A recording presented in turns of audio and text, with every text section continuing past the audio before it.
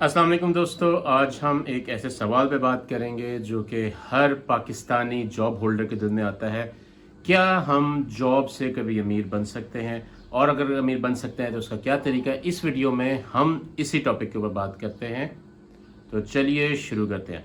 मेरा नाम है मोहम्मद सादिक सिद्दीकी, प्रॉफिट गुरु में खुशामदीद। इस चैनल पे हम बात करते हैं पर्सनल फाइनेंस के बारे में, बिजनेस के बारे में और म्यूचुअल फंड्स के बारे में। तो इस चैनल को लाइक करें, सब्सक्राइब करें और बेल आइकन को दबाना ना भूलें। पाकिस्तान में जॉब होल्डर कम्युनिटी दिन रात मेहनत करती है। सुबह 9 बजे से उनकी ड्यूटी शुरू होती है, 5 बजे तक ऑफिशियल ड्यूटी होती है और most of the time over time भी लगता है। रात को 8-8, 9-9 बजे घर आ रहे होते हैं और उसके बाद आके वो सो जाते हैं। 1.5 साल यही लाइफ चल रही है, उनको एक लगी पत्ती सैलरी मिल रही है। क्या इस तरीके से आप अमीर हो सकते हैं? अमीर बिल्कुल हो सकते हैं। तो इस सवाल का जवाब यह है कि अमीर तो आप बिल्कुल हो सकते हैं, लेकिन आपको अपना माइंडसेट चेंज करना पड़ेगा और अपने आप को ग्रो करना पड़ेगा। फिर आप जो है इस तरीके से अमीर बन सकते हैं, अपने फाइनेंशियल नीड्स को पूरी कर सकते हैं।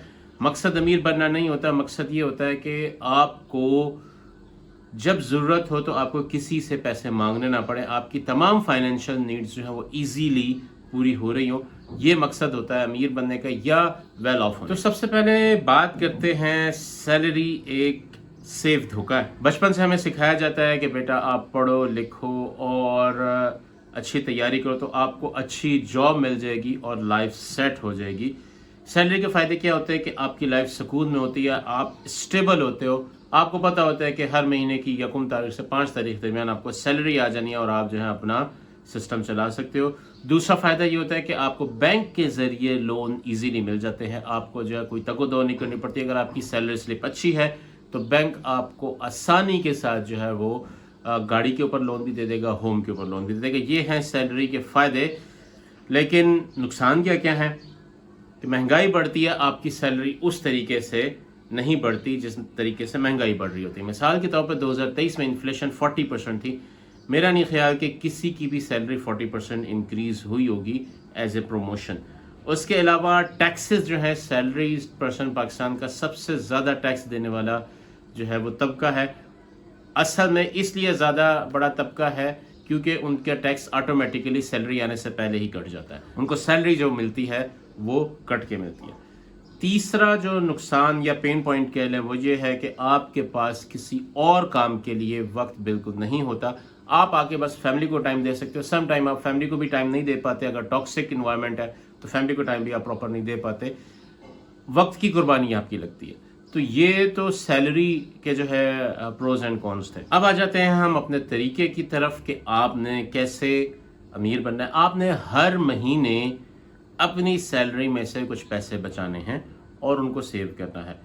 पहला असूल जो हमारे बड़े बूढ़े भी बताते हैं, बड़े बूढ़े भी कहते रहे कि सेविंग करो, save for the rainy day.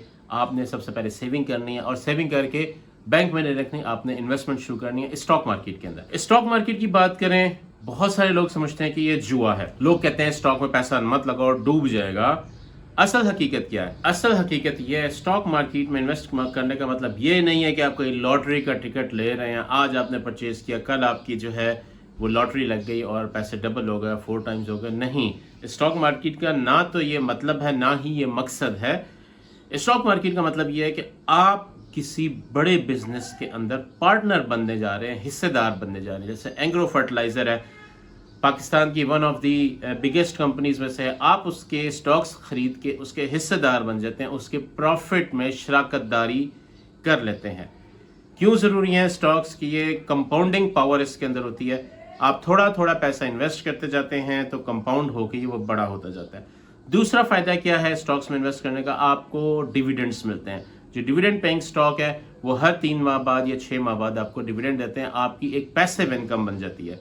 और तीसरा फ़ायदा कि डॉलर का जो है इनके ऊपर असर नहीं होता। डॉलर की अगर प्राइस बढ़ती है तो इन चीज़ों की, इन कंपनीज की प्रोडक्ट्स की प्राइस भी बढ़ जाती है, तो इनका प्रॉफिट भी बढ़ जाता है। इनका प्रॉफिट स्टेबल रहता है एज़ कम्पेयर टू बैंक में खाली रखना। खाली बैंक में रखने से आपको नुकसान होता है। अब हम कुछ सिनेरियो लेते हैं। एक बंदा हर महीने 20,000 रुपये बचाता है, वो बैंक के अंदर रखता है, सेविंग कर रहा है। 10 साल बाद उसके पैसे की वैल्यू आधी हो चुकी होगी ड्यू टू इन्फ्लेशन।